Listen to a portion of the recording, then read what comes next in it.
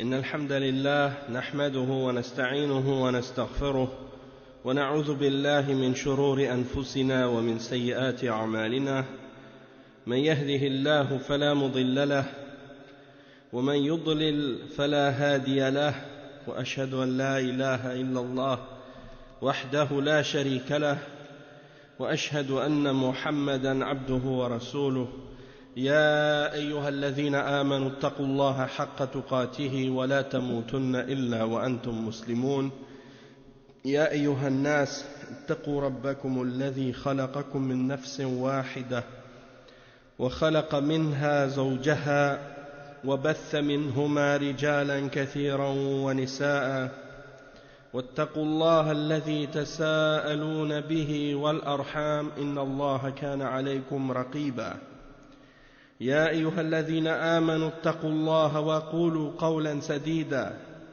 يصلح لكم أعمالكم ويغفر لكم ذنوبكم ومن يطع الله ورسوله فقد فاز فوزا عظيما أما بعد إن خير الكلام كلام الله وخير الهدي هدي محمد صلى الله عليه وسلم وإن شر الأمور محدثاتها وكل محدثة بدعة وكل بدعة ضلالة وكل ضلالة في النار أما بعد. On commence aujourd'hui le cours 89 dans la lecture du livre Al-Kitab al-Kaba'ir écrit par le Cheikh Muhammad ibn Abdul Wahhab rahimahullah ta'ala avec les commentaires et les explications du Cheikh Salih al-Fawzan hafidhahullah ta'ala. Et on est arrivé dans le chapitre qui s'intitule aujourd'hui باب الأمانة في البيع والشراء والكيل والوزن باب الأمانة في البيع والشراء والكيل والوزن. Et donc c'est-à-dire le chapitre au sujet de l'honnêteté et de la responsabilité et du dépôt en ce qui concerne le respect de l'engagement et l'honnêteté dans les questions qui ont rapport avec la vente et l'achat et en ce qui concerne également tout ce qui est pesé et tout ce qui est mesuré, les poids et les mesures qui sont les choses qu'on achète. Lorsqu'on les achète, on les fait peser pour savoir la quantité ou bien on les mesure par un volume. Donc ça, en arabe, on appelle ça al-kayl ou al-mizan. Donc al-wazn c'est le poids et al-kayl c'est le volume. C'est qu'est-ce qu'on mesure par le volume. Donc par exemple, quand on achète des fruits, des légumes, des céréales ou de la farine ou des choses comme ça, eh bien on les pèse, on les fait peser sur une balance pour savoir la quantité. Mais si la balance est faussée, si la balance n'est pas bien ajustée, dans ce cas-là, il y a une injustice. Il y a une injustice. Parce que peut-être que la personne, elle prend une quantité, puis le poids qu'elle voit affiché sur la balance, c'est pas le bon poids. Donc elle va payer plus cher pour la marchandise. Et donc ça, il y a de l'injustice dans ce cas-là. Donc il ne faut pas tricher dans la mesure des poids et il ne faut pas non plus tricher dans le volume. Si le volume qu'on utilise ou la chose qu'on utilise pour mesurer la quantité de ce qu'on prend, eh bien elle est faussée si le volume n'est pas le bon. Donc on va faire payer aux gens pour la mauvaise quantité, et donc il y a une injustice là-dedans. Et donc tout ça a un rapport avec qu'est-ce qu'on appelle en arabe al-amana. Et on a parlé de al-amana dans ce qui a rapport avec la gouvernance. Et maintenant, c'est relié aux questions qui sont reliées au commerce. Et le cheikh, il cite comme verset dans ce chapitre, et il dit وَقَوْلُ اللَّهِ تَعَالَى فَلْيُؤَدِّ الَّذِي اؤْتُمِنَ أَمَانَتَهُ. C'est le verset 283 dans Surat Al-Baqarah. Et ce qui signifie فَلْيُؤَدِّ الَّذِي اؤْتُمِنَ أَمَانَتَهُ. Donc que celui à qui on a confié quelque chose, hein, une amana, eh bien la restitue, qu'elle restitue cette amana, qu'elle restitue cette chose qu'on lui a confiée, hein, de manière honnête. Hein, on lui a confié quelque chose, alors il doit la remettre. Et donc ça c'est al-amana, c'est ça al-amana. Et le Cheikh Al-Fawzan il explique ça.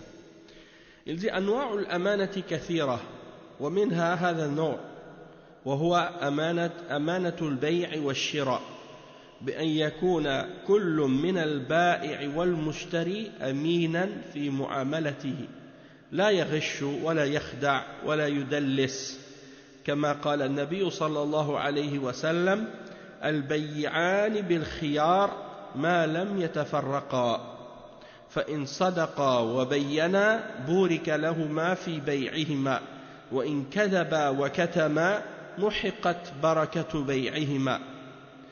Donc le cheikh il dit que les catégories de dépôt et les catégories de responsabilité sont nombreuses, et il y a parmi les différentes catégories de amana, al-amana dans le commerce, dans la vente et dans l'achat, et c'est dans le sens de faire en sorte que le vendeur et l'acheteur soient tous les deux honnêtes et de confiance dans leurs transactions, et que l'un ne triche pas l'autre ou ne cherche pas à le trahir ou ne cherche pas à lui cacher la vérité.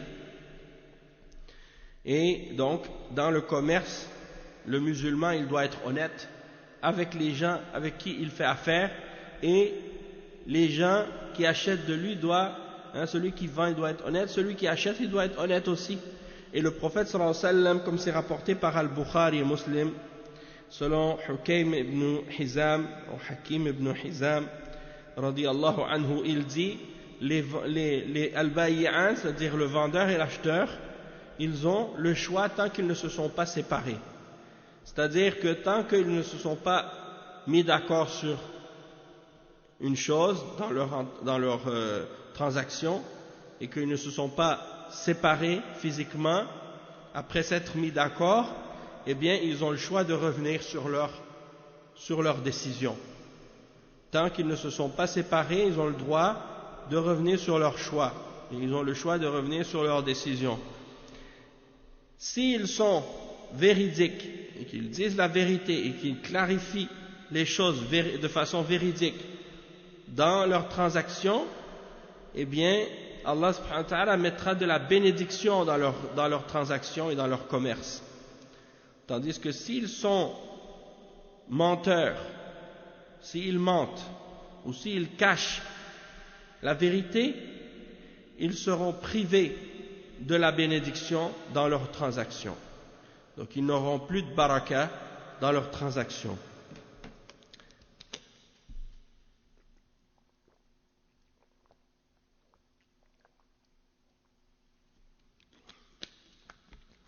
Le cheikh il dit ensuite فالأصل أن البيع بين المسلمين مبني على الأمانة وعدم الغش والخيانة وكذلك يجب أن تكون الأمانة في الكيل والوزن قال الله تعالى وأوفوا الكيل إذا كلتم وزنوا بالقسطاس المستقيم ذلك خير وأحسن تأويلا. Donc le cheikh il dit que la base pour les musulmans, c'est que lorsqu'ils font du commerce, leur commerce est basé sur l'honnêteté, et de ne pas tricher, et de ne pas trahir.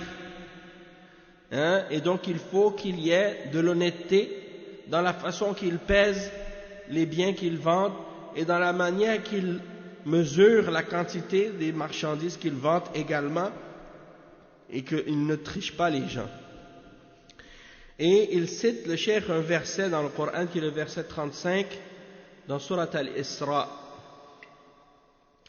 dans lequel Allah subhanahu wa ta'ala il clarifie ces questions-là.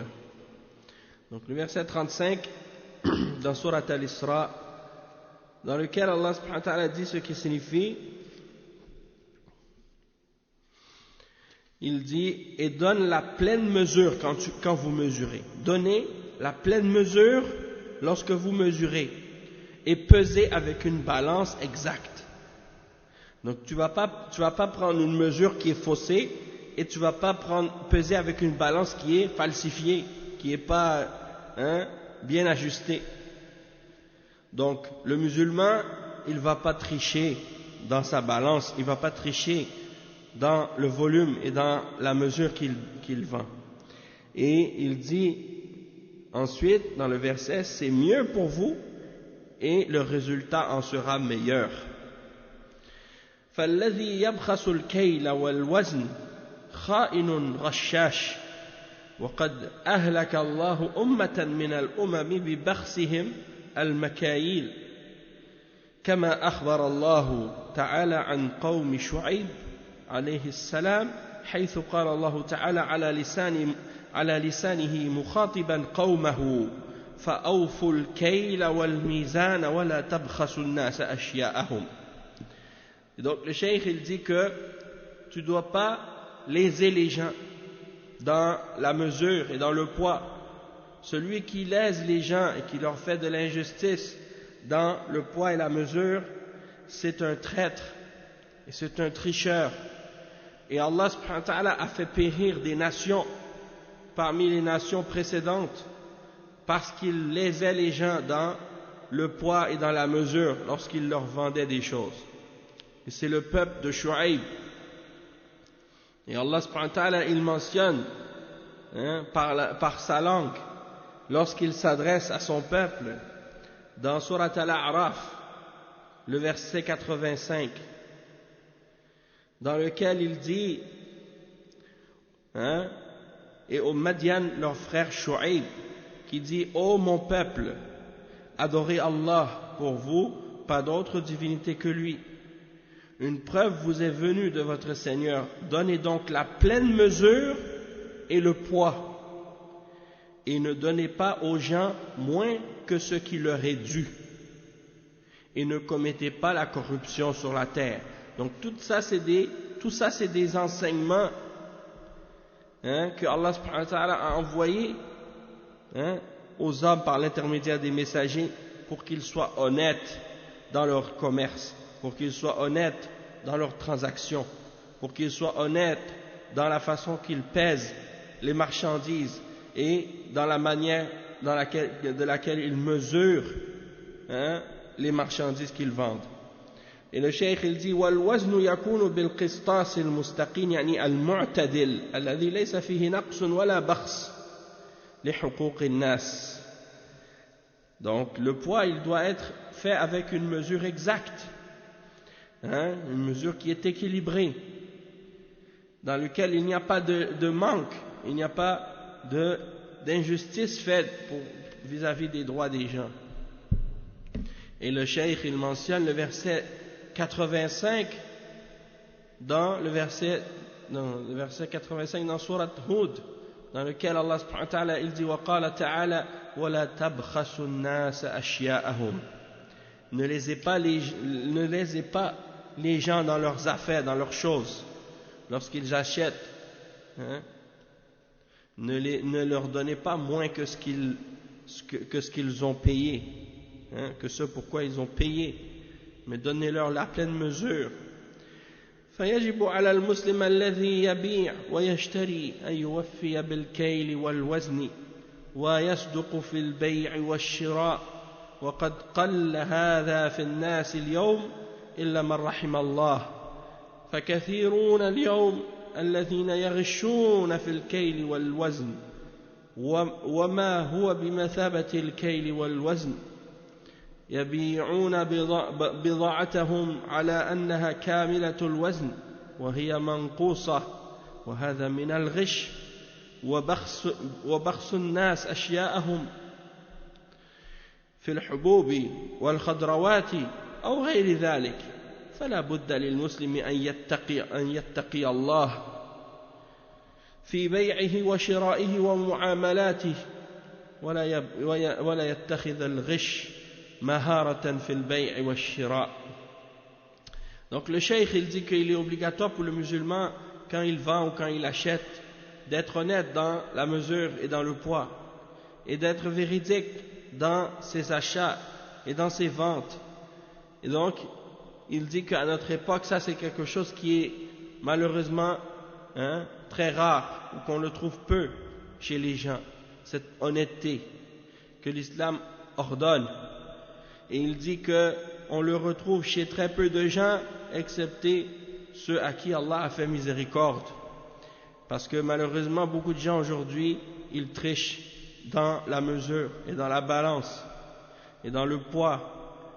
Et donc, ils vendent leurs marchandises comme étant complètes, avec un poids étant complet.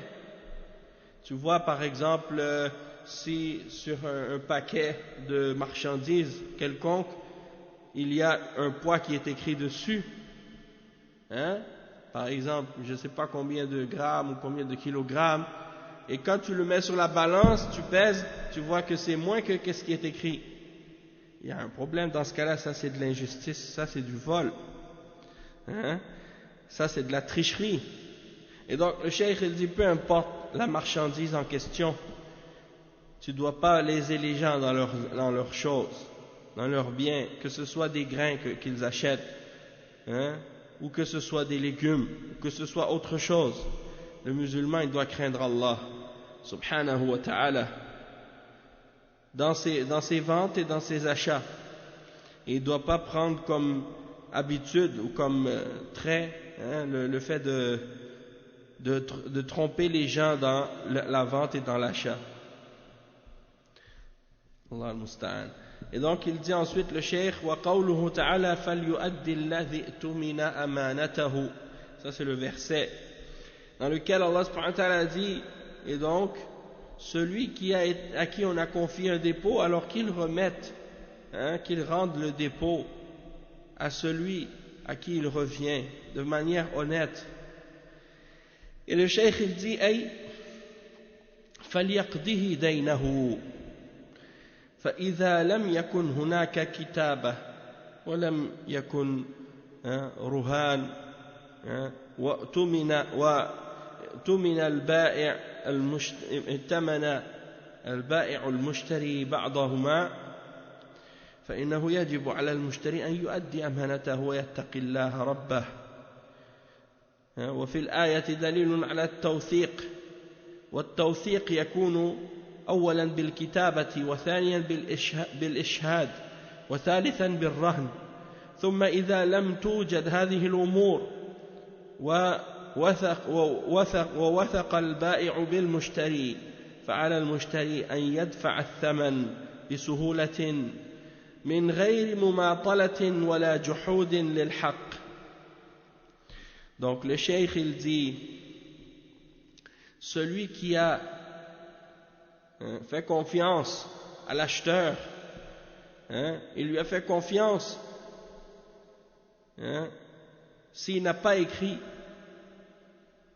la marchandise qu'il a vendue, ou bien il n'a pas pris un gage pour sécuriser son prêt, il a seulement prêté comme ça de bon cœur et en confiance, donc il lui a pas écrit, il n'a pas écrit la dette sur un papier, ou bien il ne l'a pas prêté à gage, avec un gage de sécurité. Il lui a juste fait confiance comme ça, il lui a donné l'argent, il lui a fait confiance. Alors celui qui a pris cet argent, qu'il soit honnête et qu'il craigne Allah subhanahu wa ta'ala. Comme Allah subhanahu wa ta'ala le dit dans le verset, dans Surat Al-Baqarah 283, 282, 283, c'est le verset qu'on appelle Ayatul Dayn, le verset de la dette. Et c'est le plus long verset dans le Coran. C'est le verset qui parle des règles du prêt en islam. Lorsque quelqu'un te prête quelque chose, et lorsque quelqu'un te fait un prêt, comment tu dois faire, et comment il doit faire. Donc la manière de confirmer ou de certifier Lorsqu'il y a une transaction comme ça, un prêt ou quelque chose comme ça, il y a des manières que l'islam nous a enseigné pour certifier les transactions comme ça, les prêts. Premièrement, par l'écrit. Quelqu'un, tu lui prêtes de l'argent, ou il te prête de l'argent, et il écrit ça sur un papier avec les noms, la date, la somme, et les témoins qui signent, et celui qui prête et celui qui emprunte. Les deux, tous ces gens-là signent la feuille, et on écrit la date, quand est-ce qu'on a fait le prêt, et la date du remboursement, quand est-ce que la personne prévoit rendre cet argent, et ainsi de suite. Si la personne, par exemple, elle demande à celui qui emprunte un garant, elle dit, est-ce que tu as un garant au cas où toi tu ne serais pas capable de payer, quelqu'un pourra payer à ta place, est-ce que tu as un garant? Et toi tu dis, oui j'ai un garant, tu lui donnes le garant, il vient, il signe lui aussi, en tant que garant. Ça veut dire que si toi tu ne payes pas, lui il va payer aussi, il va payer à ta place, il s'engage à le faire. Et donc il y a aussi les témoins. Donc ça c'est le deuxième moyen. Après l'écriture, le contrat, après il y a les témoins. Tu fais le prêt en présence de témoins, et eux ils vont témoigner qu'il y a effectivement eu un prêt. Et le troisième moyen de certifier, c'est par le gage. Lorsque quelqu'un te prête quelque chose, il dit, bon, par exemple, j'ai besoin de $500. Il dit, ok, tu as besoin de $500, je vais te le prêter, mais donne-moi quelque chose en gage. Donne-moi quelque chose en garantie. Si tu me le remets, je te remets ton gage. Si tu me le remets pas, dans ce cas-là, je garde la marchandise ou bien je la vends et puis je prends mon argent. D'accord, il est d'accord, ça y est. Ça c'est la troisième façon de certifier le prêt. Et donc le cheikh il dit ensuite que s'il n'y a pas le moyen de certifier ces choses, le prêt de ces façons-là, eh bien dans ce cas-là, c'est possible aussi, mais la personne qui emprunte, il doit faire preuve de crainte d'Allah et de piété. Il doit craindre Allah subhanahu wa ta'ala et il doit remettre l'argent avec facilité et sans faire attendre et sans retarder le remboursement et sans nier non plus le droit de la personne.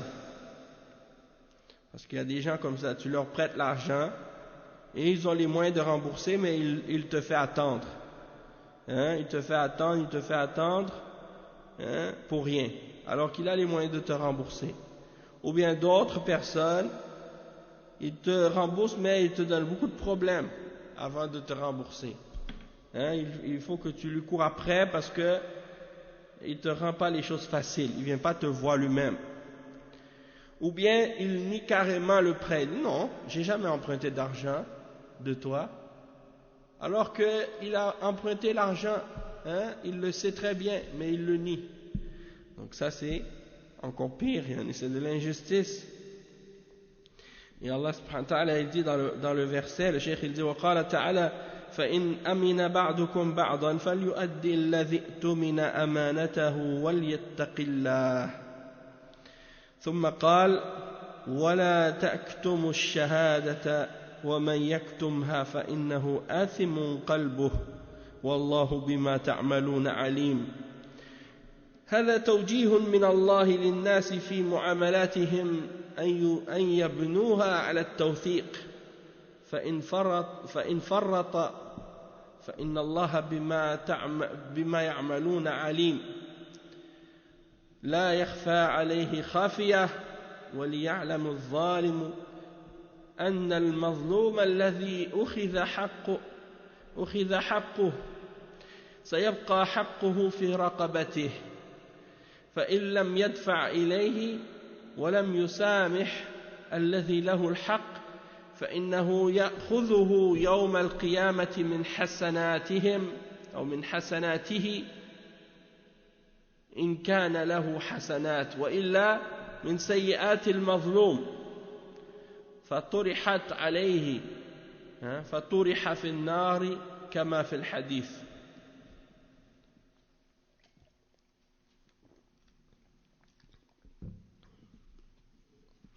Donc le cheikh il explique que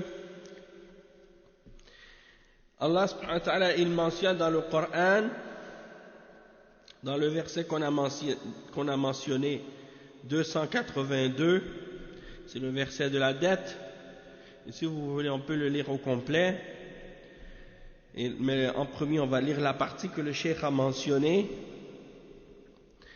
Donc il a cité la partie du verset qui dit فَإِنْ أَمِنَ بَعْضُكُمْ بَعْضًا فَإِنْ أَمِنَ بَعْضُكُمْ بَعْضًا فَلْيُؤَدِّ الَّذِي اؤْتُمِنَ أَمَانَتَهُ.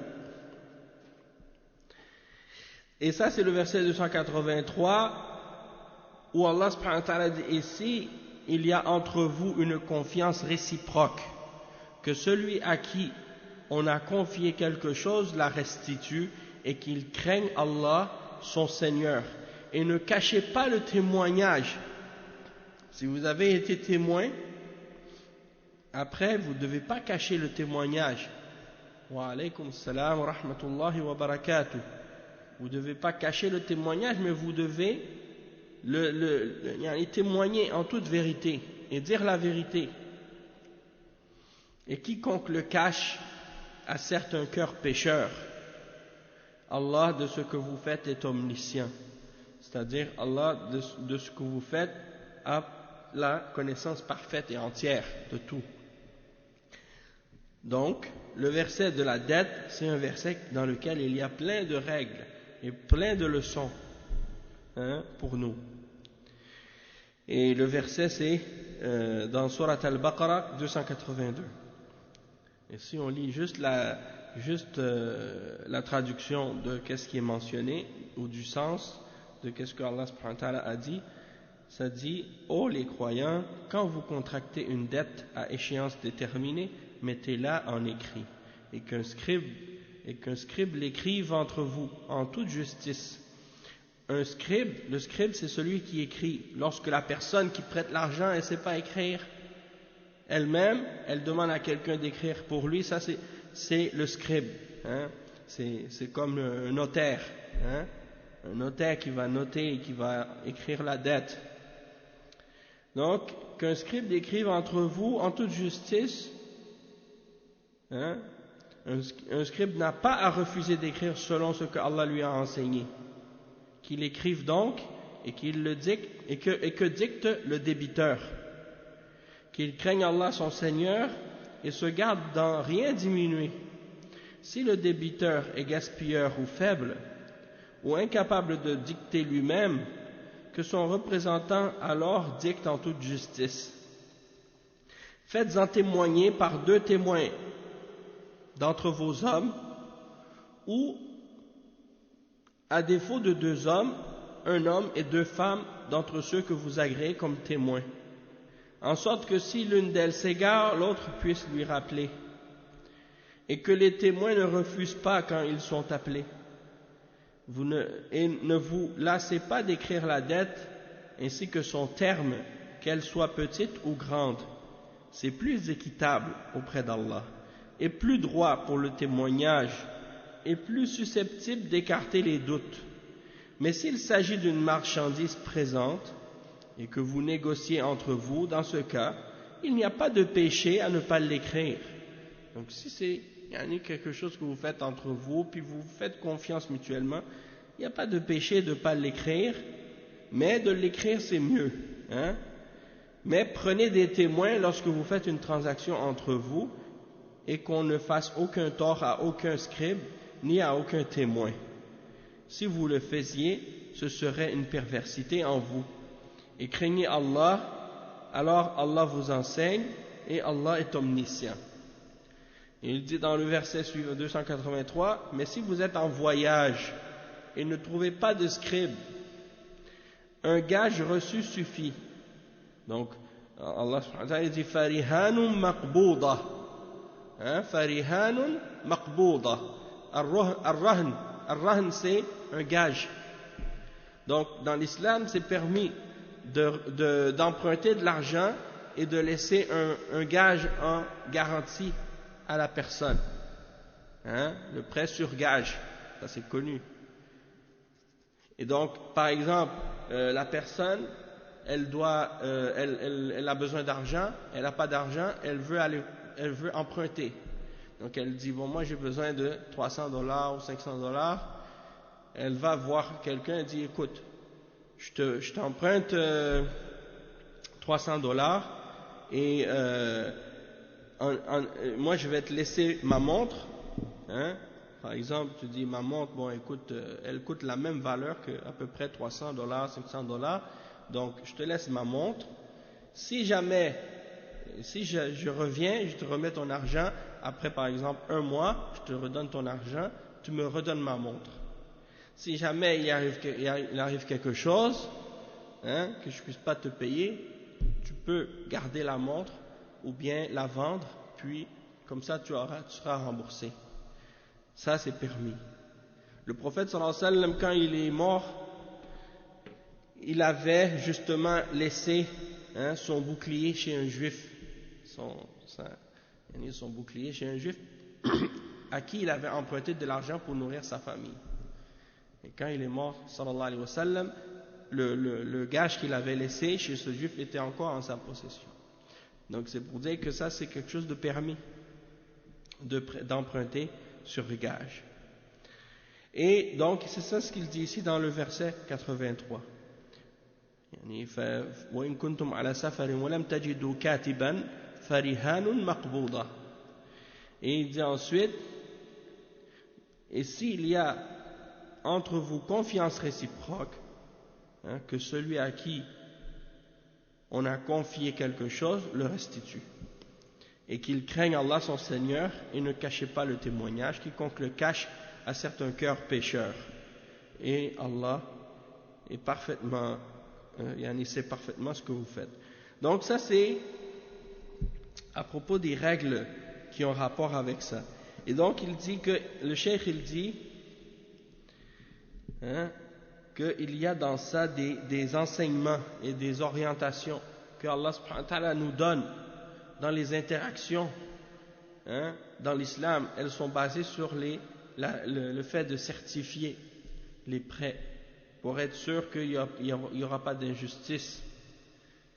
Et si il y a un dépassement ou quelque chose qui se fait qui n'est pas correct, Allah il est au courant.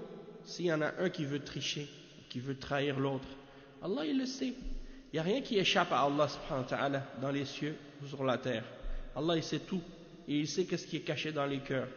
Donc que la personne qui fait de l'injustice sache que l'opprimé, au jour de la résurrection, il va reprendre son droit.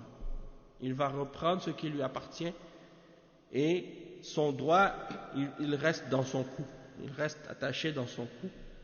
S'il ne le rend pas et que la personne à qui le droit appartient ne l'excuse pas, eh bien au jour de la résurrection, il va se servir dans ses hasanat. Ça veut dire la personne à qui il a fait de l'injustice, elle va venir dans sa balance, elle va prendre ses bonnes œuvres et va mettre dans sa balance.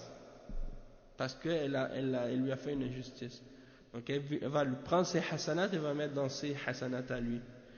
Et si elle n'a pas de hasanat, la personne, alors il va prendre de ses péchés, il va le mettre dans sa balance, dans la balance de celui qui lui a fait l'injustice, il va lui rajouter des péchés. Donc il va alléger ses péchés, puis il va le rajouter à celui qui lui a fait de l'injustice à cause de l'injustice. Parce que dans l'au-delà, il n'y a pas d'argent pour rendre.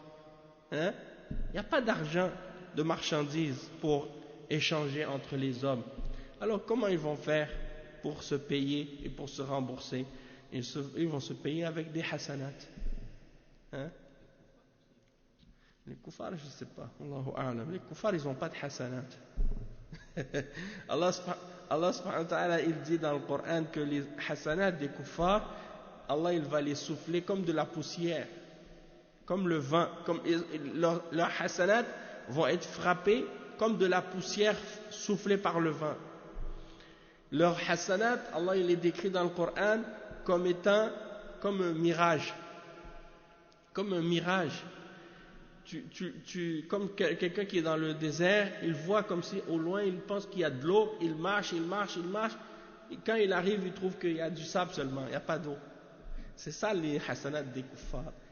Ils n'ont pas de bonnes œuvres à cause du fait que leurs actions sont basées sur le shirk.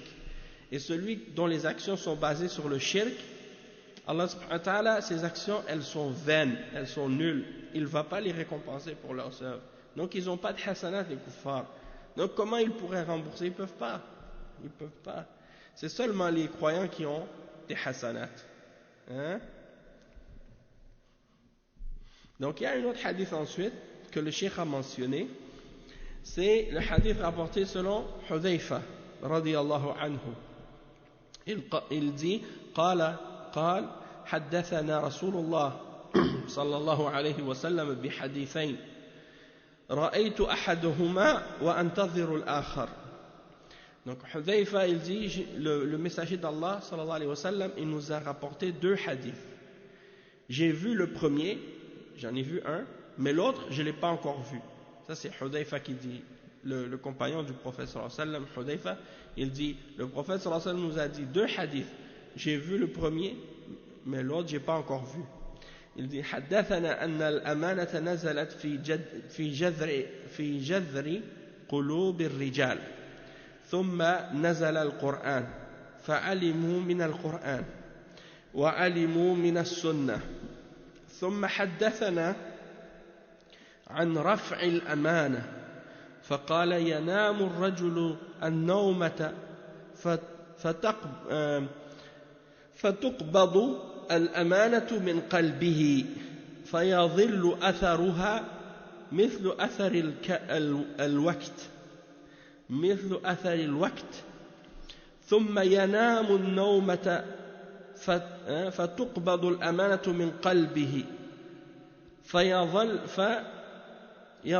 أثرها مثل أثر المجل كجمر دحرجها على رجلك فنطف فتراه منتبرا وليس فيه شيء ثم أخذ حصاة فدحرجها على رجله فيصبح الناس يتبايعون فلا يكاد أحدهم يؤدي الأمانة حتى يقال إن في بني فلان رجلا أمينا وحتى يقال للرجل ما أجلده ما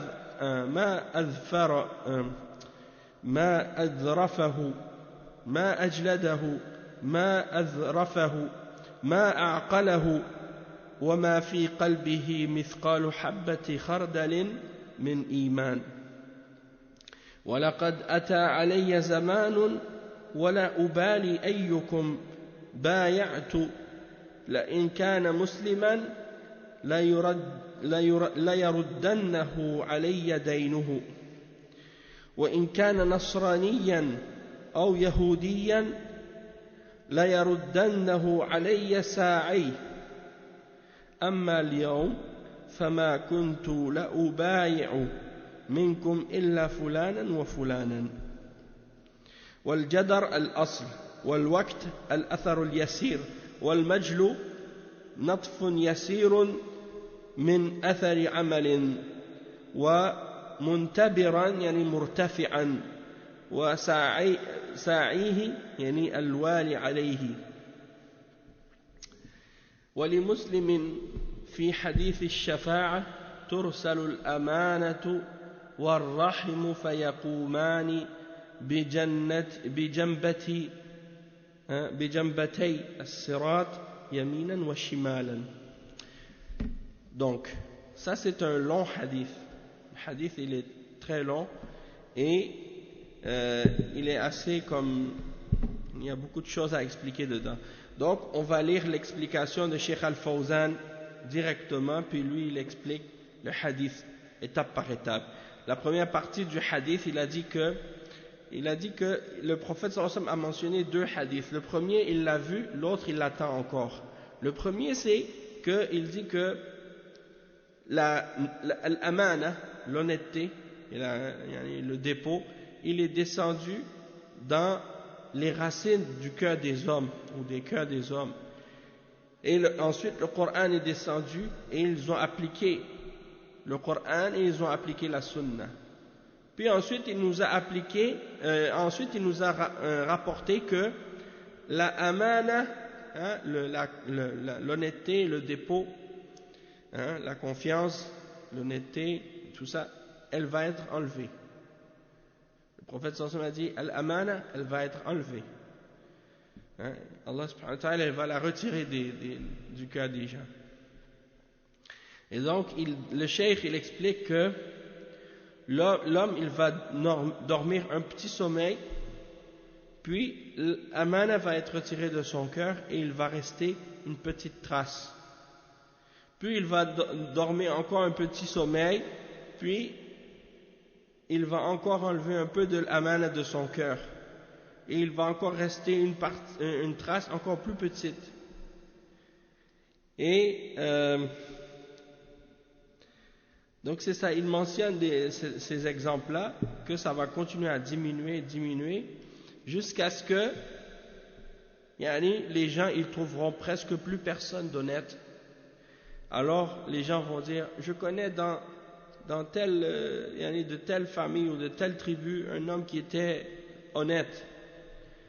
Et on va dire de cet homme, oh, comme il est bien, comme il est intelligent, comme il est ferme et tout. Et en réalité, cet homme-là, il n'a même pas le poids d'une graine de moutarde de foi dans son cœur. Et donc, il dit qu'il y a une époque, ça c'est, je crois que c'est la suite, il dit, il y a une époque où je faisais du commerce avec n'importe qui. Un musulman et même un juif ou un chrétien, et il me remettrait qu'est-ce qu'il me doit. Mais il dit, mais aujourd'hui, je ne ferai commerce qu'avec un tel ou un tel. D'accord? Et dans le hadith de Muslim, il dit que le prophète sallallahu alayhi wa sallam, dans le hadith de la shafa'a, il dit que la amana, c'est-à-dire le dépôt, l'honnêteté, et ar-rahim, les liens de parenté, ils vont se tenir les deux de chaque côté du pont, à droite et à gauche. Et donc on va voir qu'est-ce que ça veut dire tout ça. Cheikh Al-Fawzan, il explique, il dit, أما قوله في حديث حذيفة حدثنا النبي صلى الله عليه وسلم حديثين رأيت أحدهما وأنا أنتظر الآخر. حدثنا أن الأمانة في جذر قلوب الرجال ثم نزل القرآن فعملوا بالقرآن وعملوا بالسنة، أي أن الأمانة نزلت في أصل قلوب الرجال وتمكنت منها، فكانت هي الباعثة على الأخذ بالكتاب والسنة. وهذا هو المراد بقوله ثم نزل القرآن فعملوا، أي تعلموا من القرآن ومما يتلقون عنه صلى الله عليه وسلم ومن السنة، فكانوا يتعلمون من القرآن قبل أن يتعلموا السنة. ثم أخبر النبي صلى الله عليه وسلم بأن الأمانة ستنزع في آخر الزمان ويقل الأمناء في الناس حتى يقال إن في بني فلان رجلا أمينا، وهذا يدل على فساد أهل الزمان لندرة الرجل الأمين. Donc le cheikh il dit, comme on a mentionné, que au début Allah subhanahu wa ta'ala il met la amana, la confiance et l'honnêteté dans les racines des cœurs des hommes, puis il fait descendre le Coran et les gens appliquent le Coran et ils appliquent la Sunna. Donc à la base la confiance et l'honnêteté s'est installée dans le cœur des gens, et c'est ça qui a poussé les gens à prendre le Coran et la Sunna. Et ça signifie que Allah subhanahu wa ta'ala par la suite il a fait descendre le Coran, c'est-à-dire ils ont appliqué le Coran et ça c'est ce qu'ils ont pris du prophète sallallahu alayhi wa sallam, puis ensuite ils ont pris la sunna. Donc ils ont appris le Coran, après ils ont appris la sunna. Puis le prophète sallallahu alayhi wa sallam a enseigné que Allah allait retirer l'honnêteté ou l'amana, le dépôt et la responsabilité, il va l'enlever du cœur des gens à la fin des temps. Il n'y aura pas beaucoup de gens honnêtes, il n'y aura pas beaucoup de gens fiables, jusqu'à ce que les gens vont dire ah dans telle tribu il y a un homme qui est honnête. C'est-à-dire ça veut dire que on va arriver à la fin des temps et les gens vont être, c'est-à-dire les gens vont être, la corruption va être propagée, va être répandue, et il y aura peu de gens qui seront fiables et honnêtes à la fin des temps. Et il dit ولهذا قال النبي صلى الله عليه وسلم أول ما تفقدون من دينكم الأمانة وآخر ما يبقى من دينكم الصلاة. Donc la première chose que vous allez perdre de votre religion, c'est al-amana, c'est l'honnêteté, la fiabilité, le respect de l'engagement et ainsi de suite. Et la dernière chose qui va rester, c'est la salat. Et ça, c'est rapporté par Tabarani. Et il dit ensuite وَهَذَا يَكُونُ وَاللَّهُ أَعْلَمْ فِي آخِرِ الزَّمَانِ بَعْدَ ذَهَابِ الْقُرُونِ الْمُفَضَّلَةِ كما جاء في الحديث إن بعدكم قوما يخونون ولا يؤتمنون ويشهدون ولا يستشهدون وينذرون ولا يافون إلا أنه لا تذهب الأمانة بالكلية بل تبقى في الناس على قلة بعد أن كان الأمناء في القرون المفضلة كثيرين. Donc le cheikh il dit que c'est pour ça que le prophète sallallahu alayhi wa sallam il a dit que, comme on a dit, la première chose que vous allez perdre de votre religion c'est le respect de l'engagement et l'honnêteté, la fiabilité et ainsi de suite. Et la dernière c'est la salat. Ce que vous allez perdre en dernier c'est la salat. Et il dit que c'est pour ça que ça c'est vers la fin des temps. Allahu a'lam, c'est vers la fin des temps, après que les 3 premières générations sont parties. Et donc il dit qu'il y a le hadith qui dit qu'après vous il y aura des gens qui vont tricher ou trahir, ils ne vont pas respecter l'engagement et ils vont témoigner sans qu'on leur demande le témoignage, ou bien ils vont témoigner injustement, de façon mensongère, et ils vont on va leur donner des dépôts, ou bien on va leur donner ils vont faire des vœux pieux et ils ne vont pas les respecter. Et il dit que ça veut dire que le respect de l'engagement va s'en aller vers la fin des temps, mais elle ne va pas s'en aller entièrement. Il va rester quand même quelque chose chez les gens, même si c'est peu, mais il va y en avoir, tandis que dans les premières générations, il y en avait beaucoup de gens honnêtes. Mais dans la fin des temps, il n'y en aura pas beaucoup. Et il dit que ça, il dit وهذا الإخبار من النبي صلى الله عليه وسلم معناه التحذير لأن بعض الناس إذا نهيته عن حرام قال لك كل الناس يفعلون ذلك حتى إنه لا يقال عن الأمين إنه مغفل وقليل الخبرة وعن الغاش إنه فاهم كيس وقد أخبر صلى الله عليه وسلم أن الرجل يمدح وليس فيه ذرة من إيمان. Le cheikh il dit que le prophète sallallahu alayhi wa sallam il nous a informé de cette signification-là pour nous avertir, parce qu'il y a des gens, lorsque tu leur interdis d'être menteur ou de trahir ou de tricher, qu'est-ce qu'il dit? Tout le monde fait ça. Il dit, le cheikh il dit, quand tu leur dis ça c'est tricher, c'est trahir, tu n'as pas le droit de faire ça, c'est de la malhonnêteté. Il dit non mais tout le monde fait ça, tout le monde fait ça, ouais, c'est comme une excuse, il veut donner une excuse. Wa alaykum salam wa rahmatullah. Donc il veut donner une excuse, il dit ouais mais c'est tout le monde qui fait ça, donc pourquoi moi je ne veux pas le faire, Et donc le cheikh il dit même que à la fin des temps on va dire de la personne qui est honnête, ah, lui c'est une personne inconsciente, hein, c'est une personne innocente, hein, comme ici, même au Québec on dit ça. Quelqu'un qui est trop honnête, hein, et qui est trop gentil, qui est trop honnête, qui est respectueux des règles et qui respecte ses engagements, on dit, ah, lui il est innocent, hein. Non mais ça c'est une façon de parler ici, les gens disent ça, ah c'est un innocent lui, en voulant dire c'est un faible d'esprit, il comprend pas. C'est comme s'ils disent, ah il est un peu faible d'esprit, il est pas rapide, il est pas vite, mais ouais, oui c'est ça, naïf, on dit, ah lui il est naïf, hein. Il se fait avoir parce qu'il est honnête.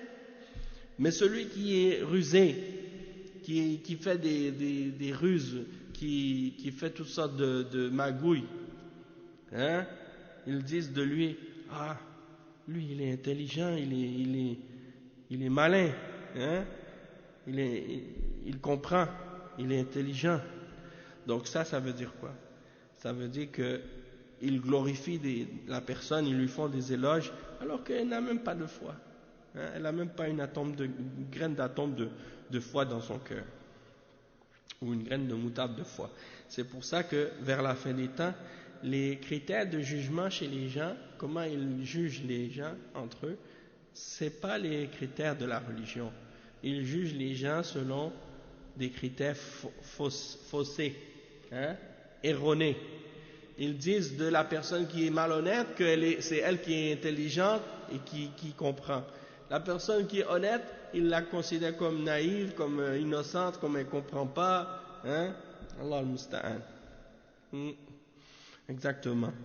Il dit وقوله في حديث مسلم ترسل الأمانة والرحم يعني ذلك لعظم أمرهما وكبير موقعهما فمن أدى الأمانة ووصل الرحم نجا حين يقوم الناس في المحشر فيتقدمون فيطلبون من يشفع لهم فيأتون آدم ثم نوحا ثم موسى ثم عيسى عليهم السلام فيعتذرون ثم يأتون محمدا صلى الله عليه وسلم فيقول أنا لها فيذهب فيخر ساجدا بين يدي ربه وهذا من خصائصه سبحانه وتعالى حتى يأذن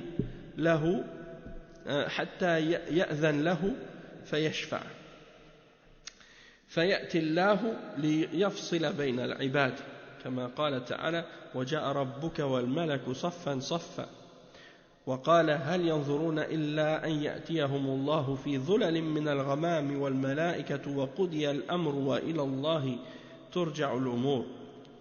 Donc le cheikh il dit que Muslim il a rapporté par la suite l'autre hadith qui dit que le respect de l'engagement et les liens de parenté, hein, vont être envoyés. Ça c'est à cause de leur importance, à cause de l'importance et de la place immense qu'ils occupent dans la religion. Et donc celui qui a rempli son engagement, qui a respecté son engagement et qui a gardé les liens de parenté, il va être sauvé, hein? Il va être sauvé lorsque les gens seront debout au jour de la résurrection à attendre le jugement. Donc ils vont être au devant des autres et ils vont demander des gens pour intercéder pour eux. Donc ils vont aller vers Adam, ils vont aller vers Nuh, ils vont aller vers Moussa, ils vont aller vers Isa, et chacun d'entre ces prophètes va s'excuser va s'excuser en disant je ne peux pas faire d'intercession pour vous, allez voir Muhammad sallallahu alayhi wa sallam. Alors ils vont aller voir le prophète Muhammad sallallahu alayhi wa sallam, et le prophète Muhammad sallallahu alayhi wa sallam va dire oui, celle-là est pour moi, c'est-à-dire cette intercession c'est la mienne. Alors il va venir devant le trône et il va se prosterner devant Allah subhanahu wa ta'ala, et ça c'est une de ces particularités, c'est-à-dire que c'est lui seul qui aura ce droit-là ce jour-là. Et on va lui donner la permission d'intercéder par la suite, et à partir de ce moment-là, il va demander à Allah subhanahu wa ta'ala pour que Allah débute le jugement, après que les hommes ont attendu longtemps pour que le jugement commence, et c'est là que Allah subhanahu wa ta'ala va établir le jugement entre les serviteurs. Mais là maintenant, c'est tout le monde qui est mélangé. Là. Ouais, les non-musulmans, les musulmans, tout le monde. Non. Et puis la deuxième chose, là, tu as dit tout de suite, ça je ne connaissais pas, tu as dit ça, tu as dit que sous le pont, il y aura le lien de parenté avec la... On va l'expliquer ça. Ah, Ça s'en vient là. Le cheikh il dit que il y a deux versets. Le premier verset c'est le verset 22 dans Surat al-Saf. Il dit et ton Seigneur viendra et les anges viendront par rang, en rangée. Donc Allah subhanahu wa ta'ala va venir pour juger entre les hommes au jour de la résurrection. Et l'autre verset c'est le verset 210 dans Surat al-Baqarah. Le verset 210 dans Surat al-Baqarah, on va lire ensemble, dans lequel Allah subhanahu wa ta'ala dit: qu'attendent-ils sinon qu'Allah leur vienne à l'ombre des nuées, de même que les anges, et que leur sort soit réglé. Et c'est à Allah que toute chose est ramenée. Donc, Allah subhanahu wa ta'ala, il vient au jour de la résurrection pour trancher entre les hommes. Et il dit يأتي ويجيء سبحانه وتعالى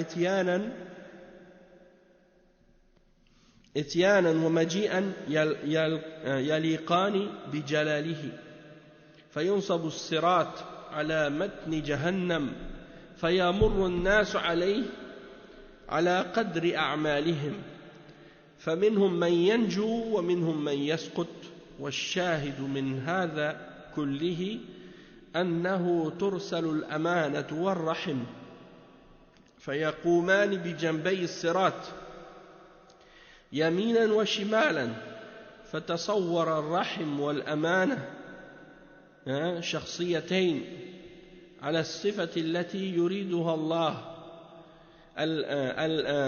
يعني تطلبان المارة بحقهما فالذي ضيع الأمانة تطالبه الأمانة والذي ضيع الرحم تطالبه الرحم في موقف حرج موقف تشيب فيه النواصي فإن الخطر عظيم وهذا فيه بيان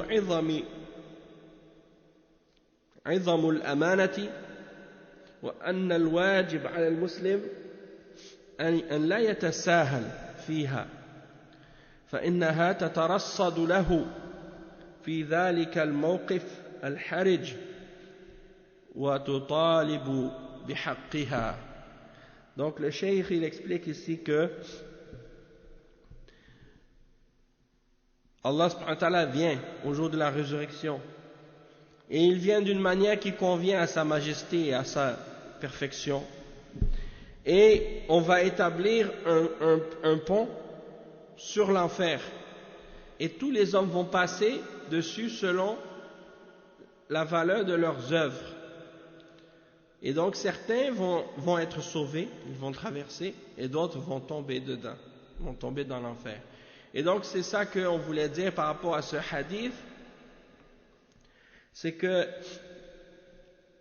al-amana, le lien de al-rahim, c'est le lien de parenté, et al-amana, c'est le respect des engagements et des dépôts. Ils vont venir tous les deux de chaque côté du pont, à gauche, à droite et à gauche. Et donc le cheikh il dit, imaginez deux personnes qui viennent, Amana et Ar-Rahim, qui viennent sous la forme de deux personnes, et Allah subhanahu wa ta'ala va leur donner la description ou la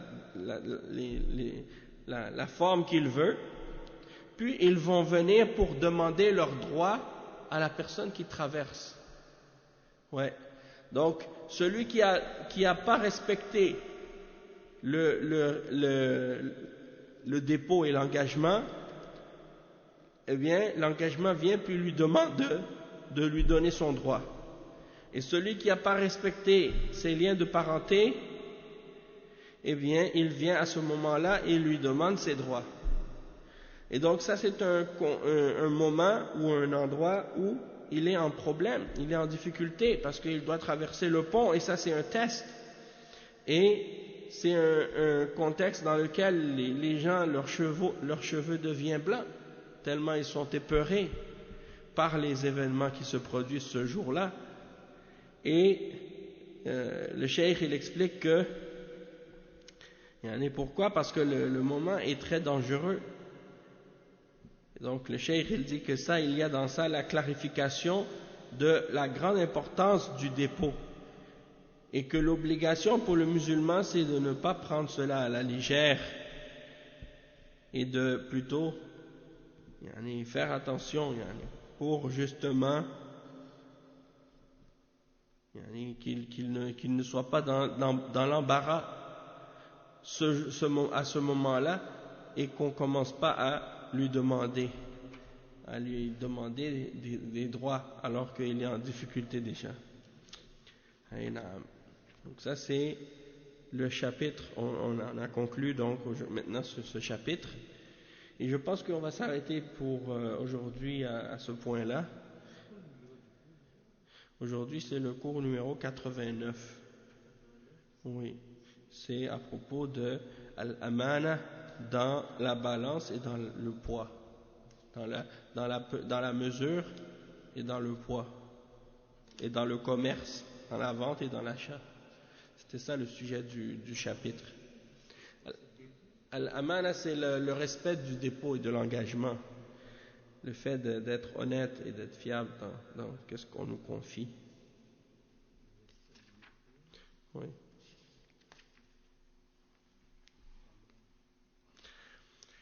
D'accord, donc on va prendre une petite pause, puis on va reprendre le prochain cours après la pause, Inch'Allah, dans 10-15 minutes, Inch'Allah. Juste le numéro encore. 89. 89. Est-ce que ça va être comme ça? Oui, Inch'Allah. C'est Al-Kaba'ir. Ouais. سبحانك اللهم وبحمدك أشهد أن لا إله إلا أنت أستغفرك وأتوب إليك وصلى الله وسلم على نبينا محمد وعلى آله وصحبه أجمعين. Le prochain cours, on commence le cours 90. Le prochain cours, c'est le cours 90, Inch'Allah.